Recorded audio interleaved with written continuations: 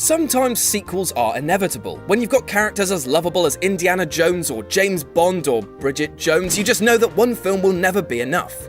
People want to see these lovable rogues on multiple adventures, and movie companies won't turn their noses up at charging you dry to watch it. Therefore, it's really strange to find movies which hinted, suggested, and downright alluded to sequels only to never come to fruition. And I'm not talking about the films which simply flopped and thus had no money to do so, I'm talking about some real gems which were left annoyingly open-ended. That being said, fair warning, I am talking about one super duff film later on in this, but we'll get to that. With this in mind, I'm Jules for WhatCulture.com, and this is 10 forgotten movie sequels that totally should have happened.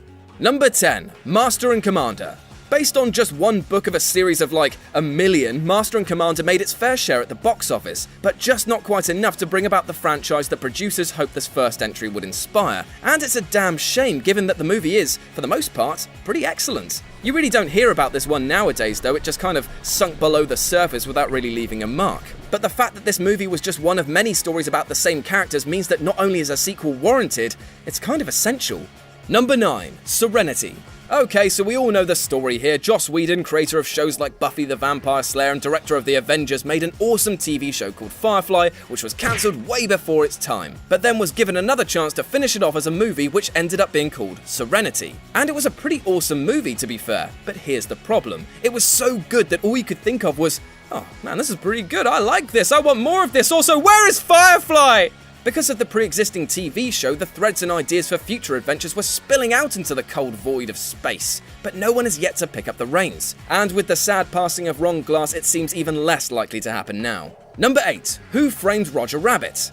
This movie is just pure fun, and I'm putting it on this list solely because there's so much potential for future cartoon capers. The best part is, upon watching it again, you notice how well such a mammoth task was handled. The mixture of live action and animation is far harder than you might think to pull off, and it's acted so well by its fleshy leads that the lines blur often and well. It would have been nice perhaps to see what Roger had been up to after all these years. Maybe the plot could have been centered around the decline of traditional animation, and how most of the characters are out of work these days. Or maybe something happier, but I've got no experience with that emotion. Number 7. Kill Bill Volume 2. Of all the movies on this list, I'm probably the most dubious about this one because, I mean, it's not really necessary given the way that Kill Bill Volume 2 ended. And you know what? I know that. It's not like I definitely wanted to happen either. It's more to do with the fact that I know Quentin Tarantino has the idea all worked out for what's going to happen. And the fact is that Tarantino seems to go back and forth on whether Volume 3 might happen, fueling fires and then putting them out just as quickly. All we know is that our favourite shovel-chin director sure does love a good surprise, so who knows? Number 6. The Last Boy Scout. The Last Boy Scout isn't an amazing movie, but it is a good and underrated one. It also has Bruce Willis in it, by the way, where he gives one of the most badass performances of his career as beaten, reckless private investigator Joe Hallenbach, who teams up with Damon Wayans to solve a football-based murder mystery. Unfortunately, due to a budget mostly eaten up by a script fee, seriously, this set records for how much the author got paid, all the future planned installments were canned. But given the nature of the character's profession, we could have easily had Joe solving a different crime in every movie. Number 5. Superbad. F*** me, right? I just loved these characters and their shared dynamics so much that a sequel definitely could have worked. Well, at one point at least. The first movie even clearly hinted that college and change were on the horizon, which is almost like dangling future escapades in front of us. Sticking to the story taking place over one night formula, a sequel could have reunited our heroes at Evans College campus for another insane trip, while also exploring the difficulties of maintaining friendships from a distance and how Seth might have handled meeting his best friend's new roommates. And I guess McLovin would be there or something. Number 4. The Goonies. For anyone who grew up in the 80s, this was the adventure movie, akin to something you might dream up whilst out playing with your friends, just hoping and praying that one day it might happen in real life. Alas, it never did, and I'm still unfulfilled today. The serial nature of this film with its clearly defined characters and group focus meant that adventures could have easily been incorporated into their lives. It didn't even need to be the same actors, as it could have been a role passed to younger brothers and sisters. However, we never got to see what could have been, and it's a real shame. Number 3. Super Mario Bros. Well, here we go, the absolutely duff film that I was hinting to at the beginning. This film, I f***ing hate it, I really do. It ruined a great part of my childhood by taking a beloved fat plumber who fights a giant spiky turtle in order to save a princess who leads a race of toad people and made it ridiculous.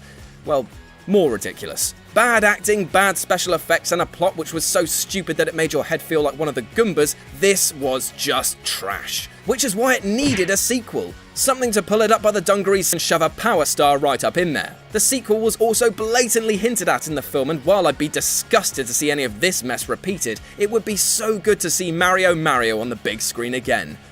Oh, Mario. Number 2, Kiss Kiss Bang Bang.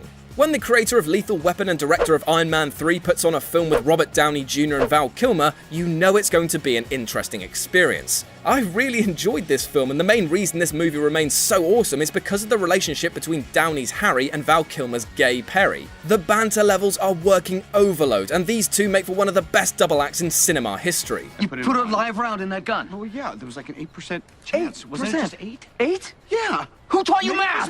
What's more, this feels just like one of the many mysteries that the pair would likely solve, given that the ending has them forming their own detective agency. I know this is really unlikely and it probably will never happen, but I can dream, can't I? Can I? Yes, I can. And number 1, Big Trouble in Little China.